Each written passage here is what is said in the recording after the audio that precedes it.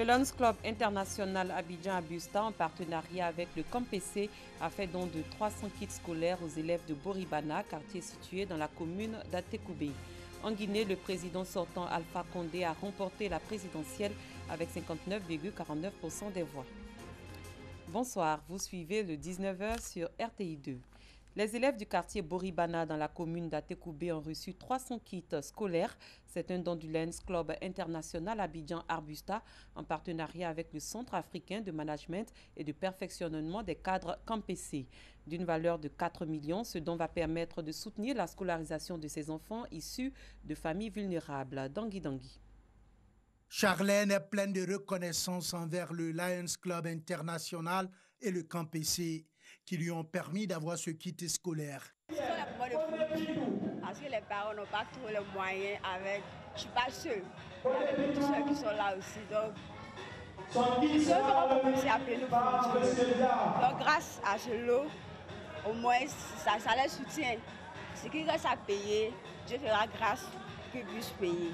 Plus de 300 enfants du quartier Boribana, situé dans la commune d'Atekoubé, ont reçu des kits composés de cahiers, de bics et de livres d'une valeur totale de 4 millions de francs CFA. Une remise de dons organisée par le Lions Club International Abidjan Arbusta en partenariat avec le Centre africain de management et de perfectionnement des cadres CAMPC, en vue d'aider à la scolarisation des enfants des familles les plus vulnérables. En début d'année, les parents sont stressés parce qu'ils n'ont pas les moyens ou la capacité financière de pouvoir envoyer les enfants sereinement à l'école.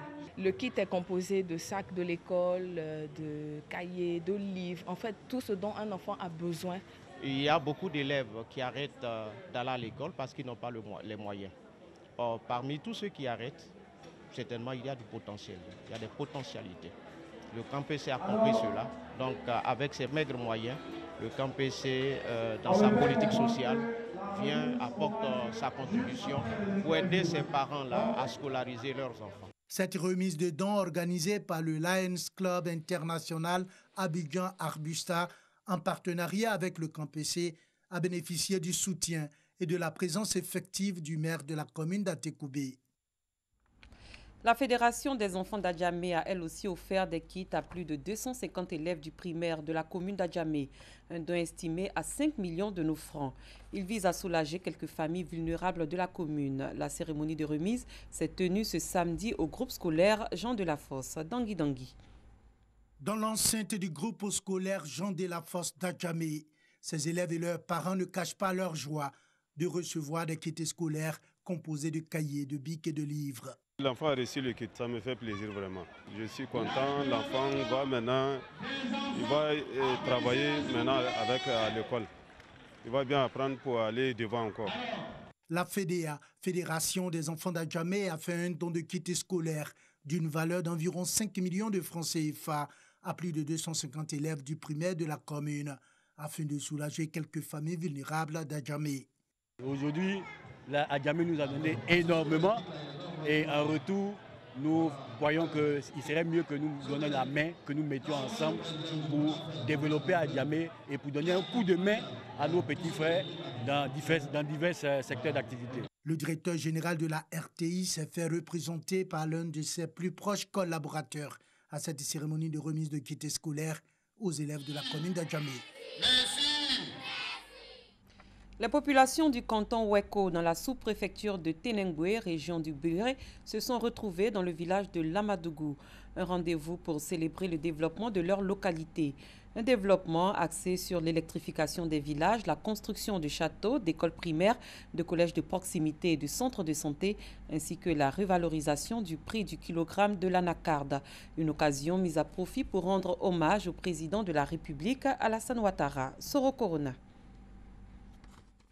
Électrification de la quasi-totalité des villages du canton Yeko dans la sous-préfecture de Tinungwe, région du Biré. Construction de collèges de proximité dans les villages centraux. Construction d'écoles primaires dans tous les villages.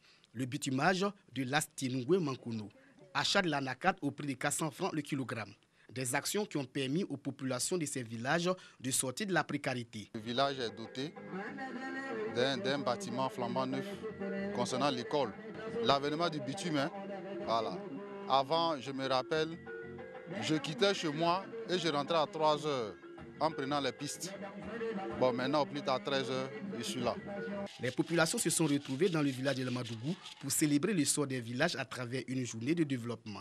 Les différents porte-paroles ont traduit leur gratitude à l'acteur de ces réalisations. Le président de la République, Alassane Ouattara, Ahmed Kone, cadre du village, a appelé les populations à l'union, à la paix et à la cohésion sociale, gage d'un développement harmonieux. Je suis venu ici en 2002, j'ai vu beaucoup de villages qui n'étaient pas électrifiés.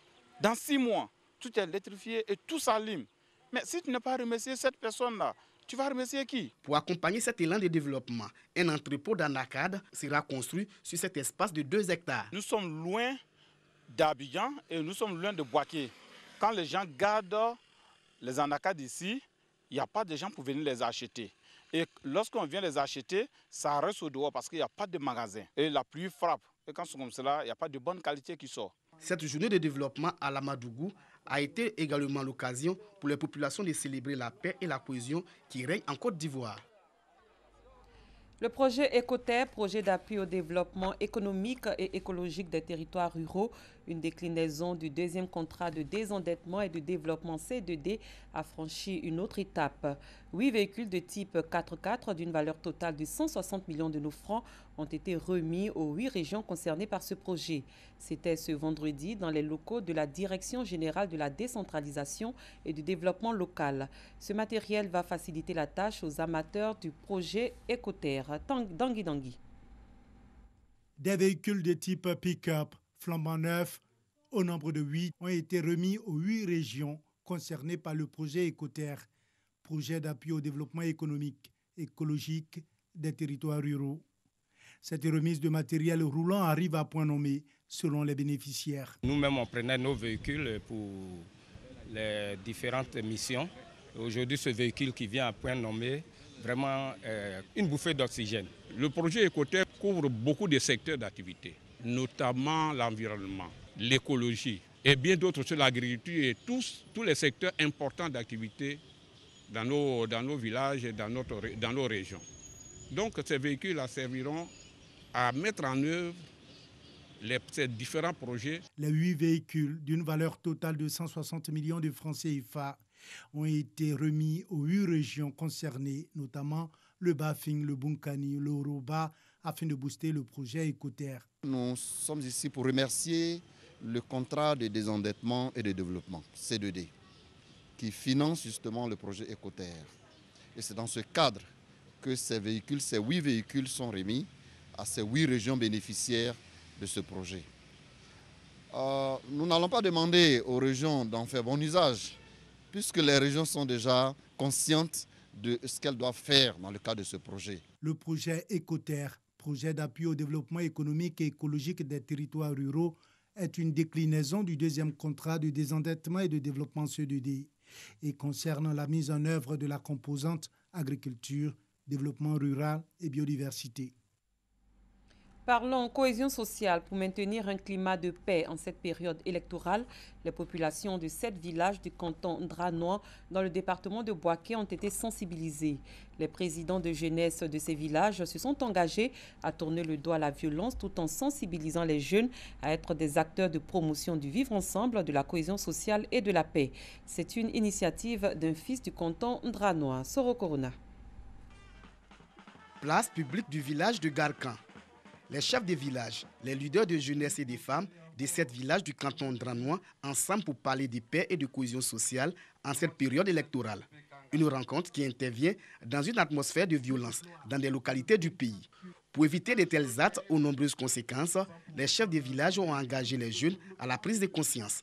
3 présidents des jeunes qui sont allés me voir pour dire qu'ils veulent tenir une réunion.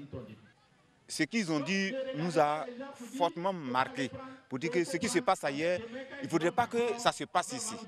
Donc nous avons profité pour leur donner des conseils. Les jeunes de 7 villages ont donné l'assurance de travailler pour maintenir un climat favorable à la paix et à la cohésion sociale. Depuis 1930, nos parents sont ici. Ça n'a pas arrêté entre nous ici. Quand on se bagarre, pas fini, après l'élection, on va faire comment? Donc ça là, on ne veut pas ça ici. Et M. Amadou Traoré est venu aussi nous dire qu'il Il faut la paix, la cohésion sociale. On va se réunir les jeunes pour que tout se passe bien. Pour l'initiateur de cette rencontre d'échange et de sensibilisation, la promotion de la paix et de la cohésion sociale doit être l'affaire de tous. Quand on entend ce qui se passe dans quelques villages, il était normal que je vienne réunir mes parents pour leur parler de paix. De paix parce qu'aujourd'hui, c'est de ça qu'on a besoin. La paix entre toutes les ethnies. Parce que ici, les villages, vous trouvez toutes les ethnies. Cette rencontre a été l'occasion pour les populations de soulever quelques préoccupations. Extension du réseau électrique, électrification des villages du canton, construction d'un château d'eau, des projets pour le développement des villages du canton Ndranois. En religion, l'association des femmes musulmanes Tidjanites Janatou Firdaus de la région du Sud Komoué a une nouvelle présidente. Elle a été investie lors du premier congrès de cette structure islamique samedi dernier à Grand Bassam. La nouvelle présidente entend mettre l'accent sur la formation religieuse, l'autonomisation et la promotion des femmes de l'association. Pagasso Rokoni. Adja Fousseina Koulibaly Tiako. C'est la nouvelle présidente de l'association des femmes musulmanes Janatou Firdaus. Elle a été investie à l'occasion du premier congrès ordinaire de cette structure islamique à Grand Bassam en présence du président des associations tidjanites de Côte d'Ivoire, Cheikh Abdelaziz Sarba, et des guides religieux de la ville balnéaire, mais aussi en présence des représentants des autorités de la localité. La nouvelle présidente entend, au cours de son mandat, mettre l'accent sur la formation religieuse, l'autonomisation et la promotion des femmes de l'association. J'exhorte donc toutes les femmes, les mamans d'y adhérer afin de renforcer notre équipe, apporter à l'humanité et préparer son Firdaus. Disons son paradis le jugement dernier. Et oui, c'est aussi la finalité des noms. Qu'est-ce qu'on a fait dans ce monde ici-bas? Nous serons tous interrogés par Allah, Inch'Allah. Nous avons pour projet lointain la construction d'une école islamique à Grand Bassam, le projet de santé en direction des femmes accessibles au vaccin et le projet de construction et d'entretien dans l'orphelinat Inch'Allah. Cheikh Abdelaziz Sarba, fondateur de cette association islamique, et les parrains de la cérémonie n'ont pas manqué d'inviter ses membres à soutenir leur présidente afin de lui permettre de réussir la mission qui lui a été assignée.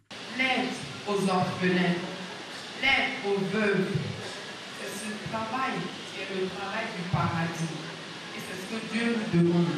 Notre mission sur terre, tous autant que nous sommes, c'est de nous mettre au service des uns et des autres. Janatou Firdaus, qui compte plus de 500 membres, a pour mission de voler au secours des enfants orphelins, des veuves et des personnes en détresse. Louanges, invocations, lecture du Noble Coran, prières et bénédictions pour la paix en Côte d'Ivoire.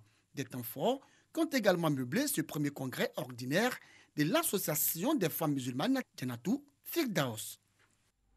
Hors de chez nous, en Guinée, le président sortant Alpha Condé a remporté la présidentielle avec 59,49% des voix. Son principal opposant, Cellou Dalein Diallo, a obtenu 33,5% des suffrages.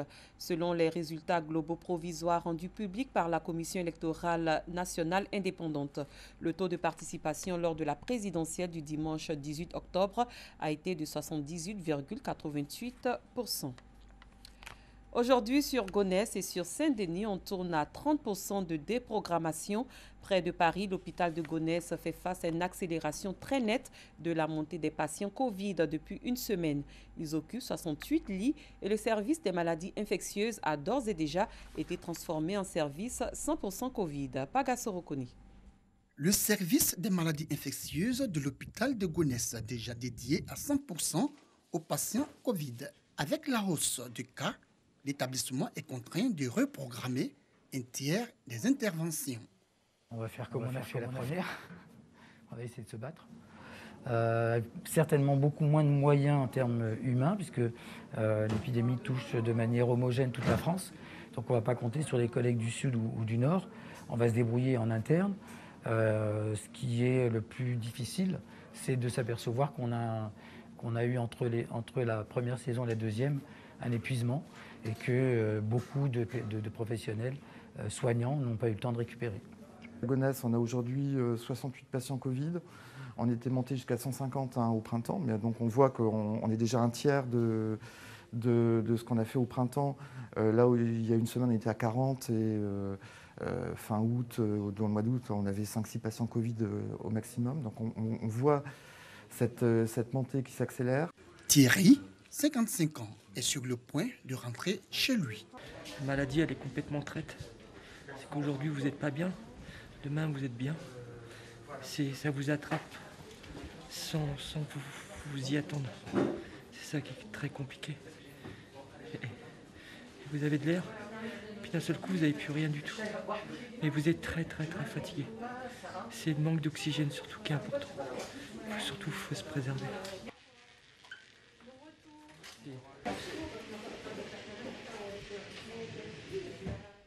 Fin de cette édition. Merci de l'avoir suivi. Très bonne soirée. Je vous retrouve demain.